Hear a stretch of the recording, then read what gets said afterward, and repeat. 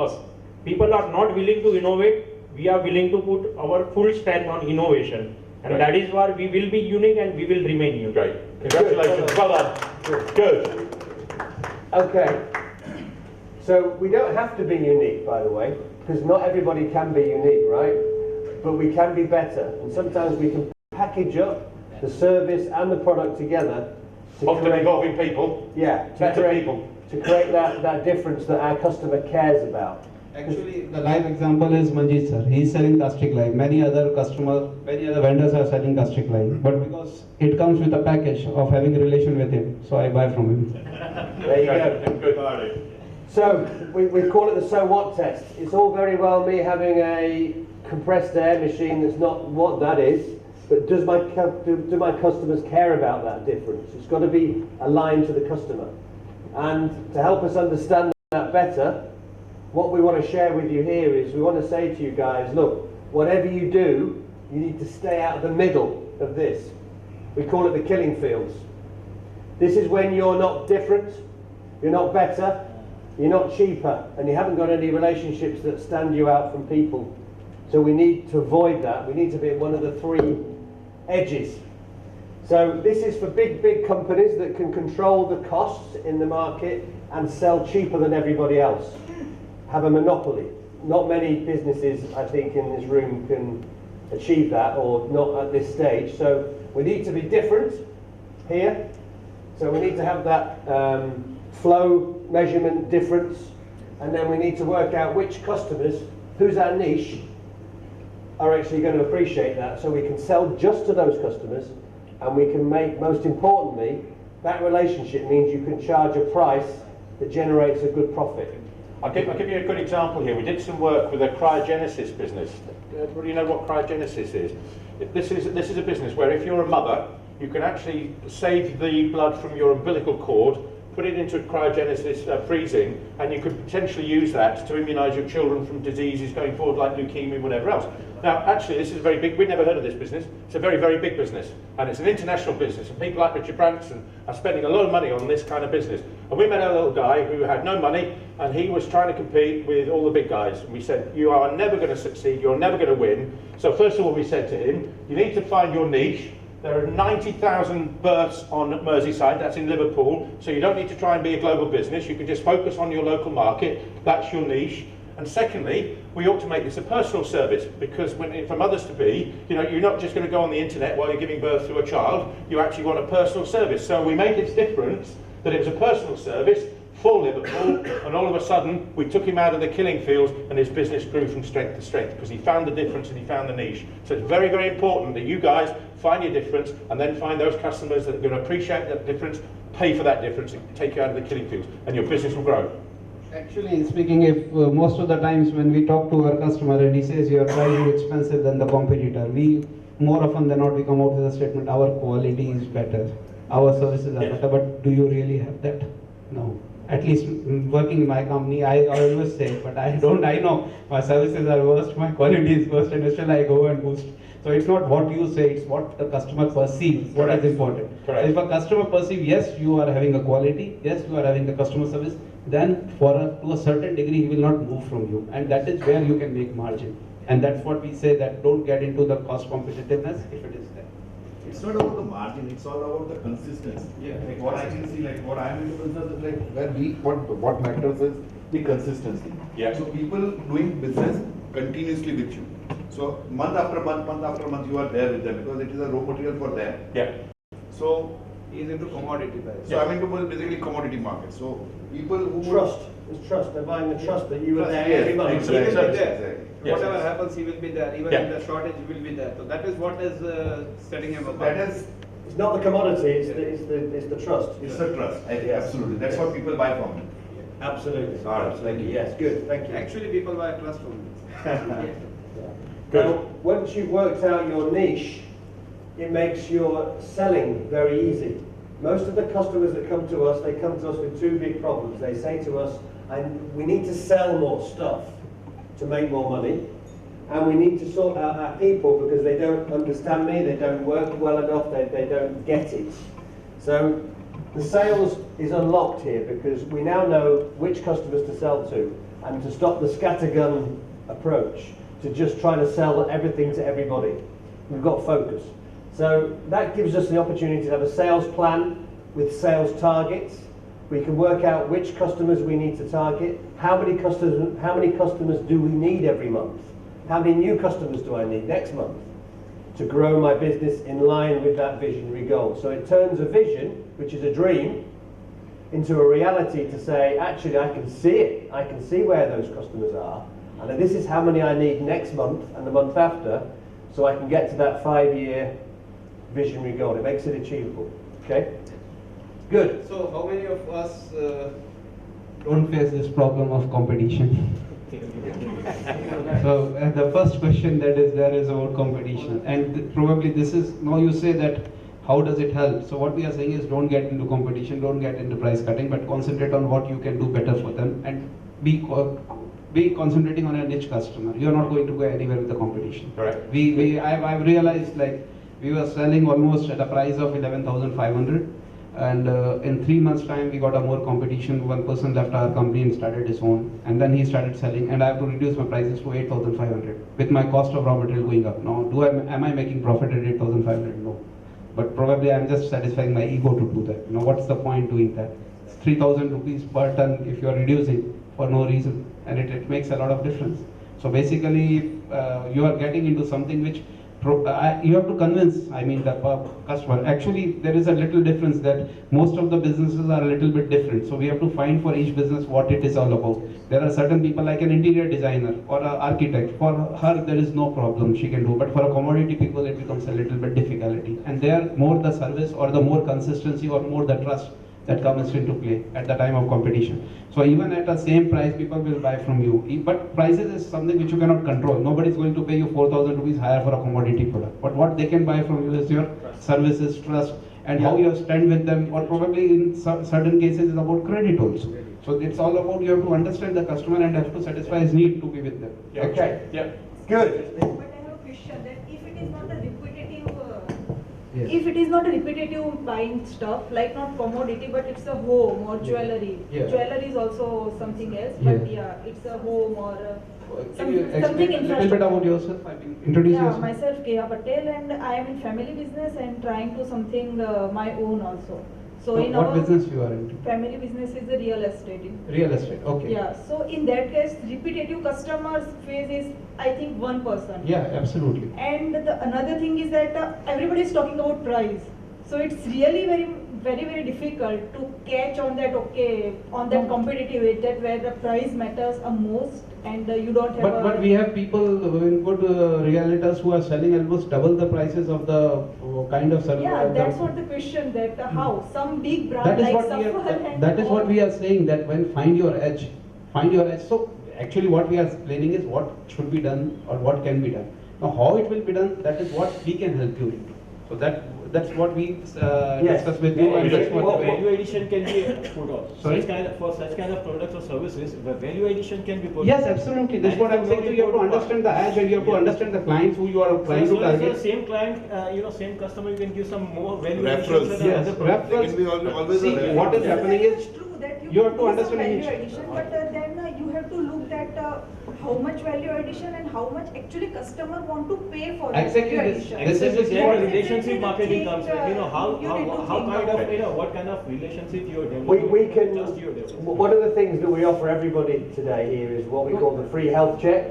And this is where we need to spend time with you, just a little bit more understanding. We can help you, so don't worry, we can help. No, I can little bit add to you. Like, we are having different kind of customers. Some customer care about the price. So I am having a budget. I am a driver. I am having a budget. So I have a different kind of customer if I am going to get into that sector. And I have a people who care about the quality. They want the richness. They want the luxury. They don't care about the. Then you have to put everything luxurious to reach to that level. Then your competition would be in terms of the quality, and then the people don't bother about the price. We have an expression within the business. You know your business, and we know the chemistry. The less we know about your business, the more we can help you, because we don't have any preconceptions of what's going to be working in real estate. So the less we know about real estate in India, the more likely we are to actually be able to give you a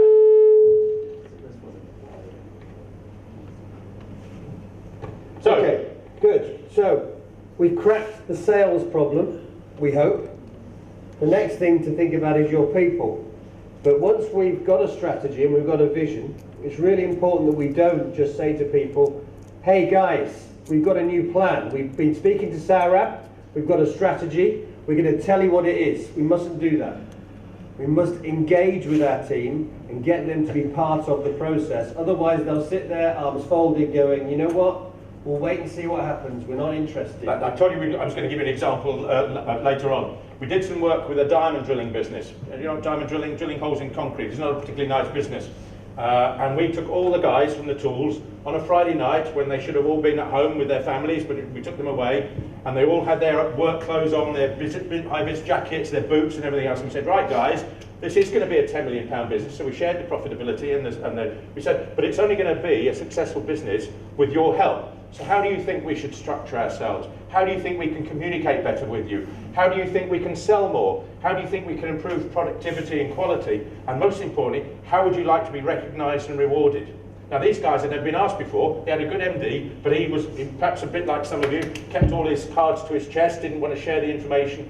And these guys had never been asked before. So the first thing they said is, we'd actually, some other contractor comes along and puts fire stopping around the hole that we've just drilled. So if we put the fire stopping in, we can double our turnover. On every hole that we drill, we can double the cost of that to the client. So we can double our turnover straight away.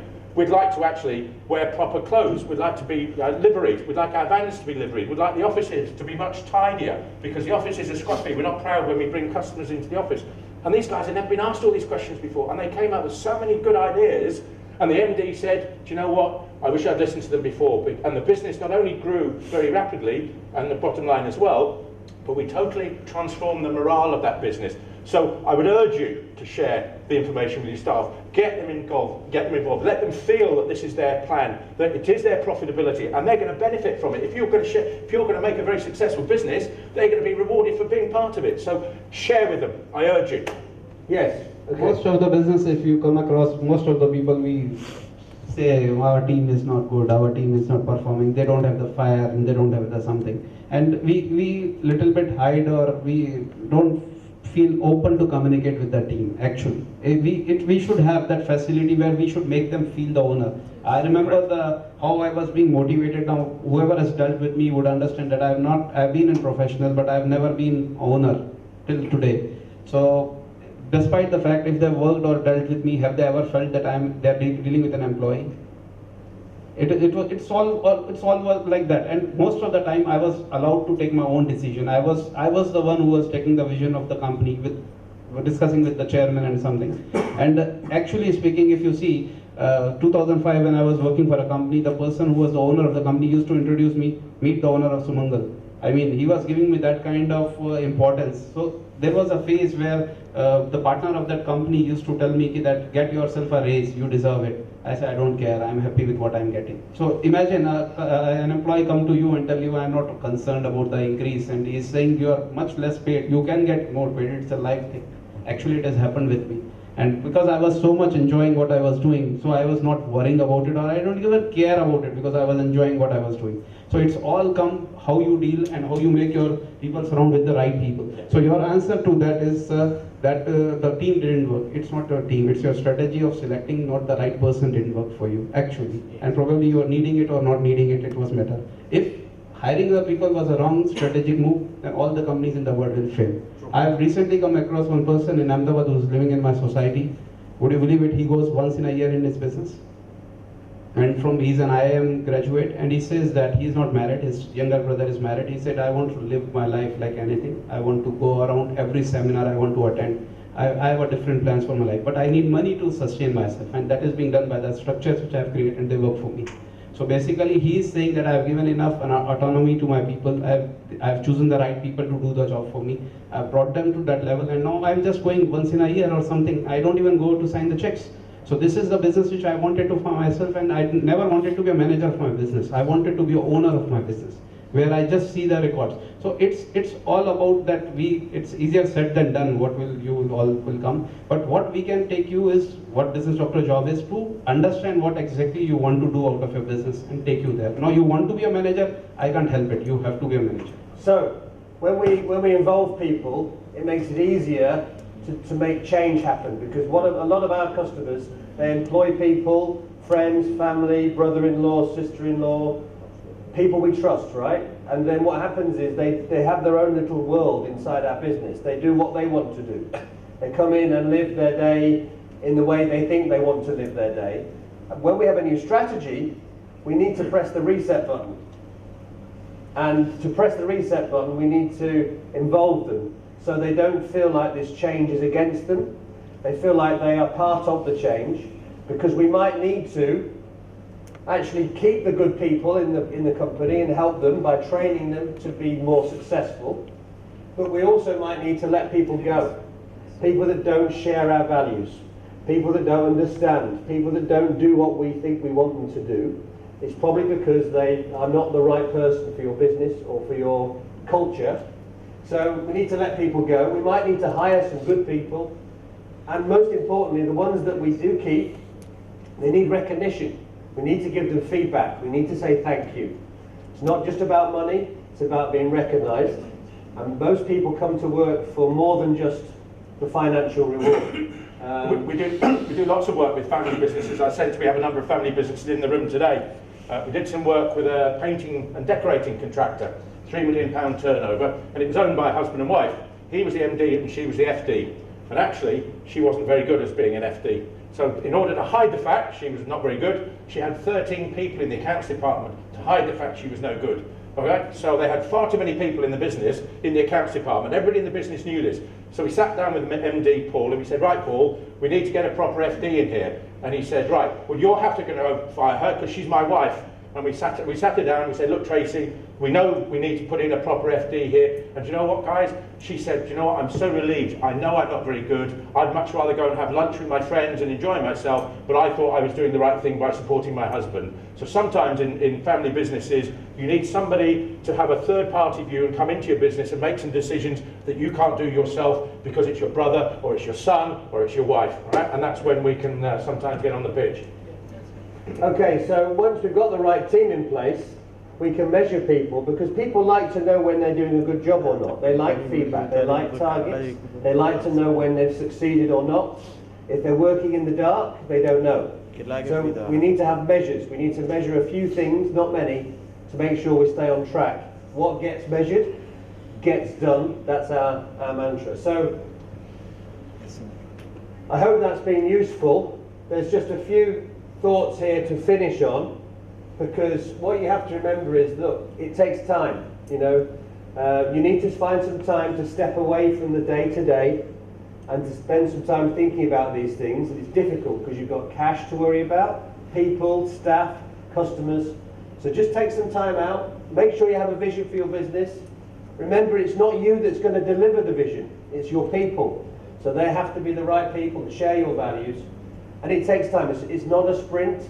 It doesn't happen overnight. It takes years to get to the point where you can have more than 3 online customers buying t-shirts. It takes time. Don't beat yourself up. Don't think it's all about me not being good enough. Just allow yourself the time to grow and to think about your business. Good. Questions? Anybody like to ask us anything? Sir? Actually, I want everybody to be involved. Just put one point, what you can link any of these points to your business. So what I am understanding, I just wanted to confirm the same. When you are working on the business, you work from the business perspective or industry experts perspective? Business perspective. Because industry also matters, because different industry has different dynamics. So you need to bring in that also. Please may I disagree with you? Am I allowed? I've worked in about 20 different industries. Chemicals, plastics, packaging, property, textiles, and all the issues were the same. Because they were about people, they're about sales, they're about finance, about structure, and about finding those important customers that are going to pay the right price. There may be some peculiarities to an industry that Very is rarely. solved by getting a person who knows about that job. Then it is the business owner's responsibility to get the right person. Now you may not be a technical expert in your field, you may be having a quality issues, but who stops you from getting the right person for the job? And that getting the right person from the job is easier said than done. And that's where business doctor comes in help in getting you the right person So for that job. you also get the right people Yeah, on the board absolutely. also. It's also a part You of know our the business and we know the chemistry. Okay, thank So you. Remember that. We live That makes a with lot of Good sense for question. me now. Yeah. Thank you. Okay, now I want each of you to little bit introduce yourself. We are running out of time anyways. And just share one point which, because otherwise, as in India, nobody would like to ask questions. Just share one thing linking to your business. Please pass on the mic to everybody. Yeah, start from there. Myself, Gaurang Shah. Welcome. I have one trading company which is under the name of Pranam Engineering. And before few years we started manufacturing of dehumidifiers and humidifiers, which is portable. And we have overgrown our trading business with the manufacturing business in last 4 years and growing by 40% growth every year. So we are looking, I am looking at a vision when he said, I would like to see that myself is away from the day-to-day managing the things. I have one business which is trading, one business which is manufacturing, and third, my personal identity of making the services to the compressed air energy conservation worldwide. So I would like to liberate myself from the manufacturing and trading and go worldwide. Every country I would like to visit as a part of business and leisure. Okay, good. Great. Morning. Fine. Name is Matthew Levington and I'm a performance coach by profession. And the objective is to help individuals take their performance to the next level. Like business doctors work on business, I work on individuals. That's the difference. But we both objective is performance. Performance. Okay. Thank you, Mr. Lish. And the best part I liked about this is about having that big vision. Yeah, exactly. That's what we lack. Yeah. And Most of once, us. once you have a big vision, Everything follows. vision, everything doesn't fall in place. Yeah. I just tweak it around. Brilliant. It does not fall in place. Because once you have a bigger vision than your life, than what you can think of, the first thing you strike is a big wall which is called fear. And I believe everyone needs a mentor to break that wall. Thank you. Thank you, Mr. Lish. I'm Shardul. I'm into t-shirts manufacturing. And today's seminar is all about no-nonsense stuff. Yeah. Because Yes. in many seminars you have lots of Yeah. nonsense stuff and you have to pick out Yeah. what's good about it. But Right. today's seminar is extremely relevant to SMEs, and my whole journey has been reviewed by me within this Right. span of 1.5 hours. We are watching our involvement. Thank you for that. Wonderful. Thank you. Very well. This is Kia Patel, and I am, as I told that in family business also, and have some business plan related to export. Great, So, okay. Okay. So on what I am working, and that's why I am at here, that how long person has to stretch for that particular thing. All your questions can be answered. Take a health check. Yeah. Free health check. Have a health check, yes. Good. Yeah, good morning. My name is Nirmal Arora. I am not in business, but I am working for Reliance Industry as a marketing professional there, heading this Gujarat and one more state. But recently, it is coming to my mind to start my own business for my daughter basically, who has done MBA recently. So it is just under the thought process only. Good. And Okay, I have to start. good. Thank Yeah, you. great. Thank you Hope very it was much. useful. We suggest you to take help of us when you are starting, so that your journey becomes more smoother. Hello friends, I am Hemant Shah, director at Inside ICAP Private Limited. And in today's seminar, I come to know that I need to give leverage to my employee also. It's Good. not only about that, it's about other things also. But yes, one of the things is giving liberation. Well done. Great. Thank you. We are happy if at least one point you have picked up.